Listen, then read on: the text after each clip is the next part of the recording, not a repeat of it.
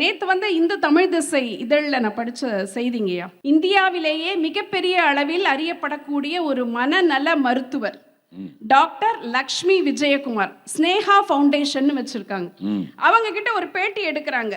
நீங்க இந்த தற்கொலைகள்லாம் தொடர்ந்து சமீபத்தில் அதிகரிச்சுட்டு இருக்கே, இதை பற்றிய செய்திகள் வரும்போது ஊடகங்களுடைய பொறுப்பு என்ன அப்படின்னு சொல்லி கேட்குறாங்க. அவங்க என்ன சொல்கிறாங்கன்னா, இந்த தற்கொலைகள் அப்படின்னா வெறும் தற்கொலை பண்ணவங்க அப்படின்னு பேரை போடுறதோ இல்லை யாரோ ஒரு மனிதர்னு போடுறதோ கிடையாது.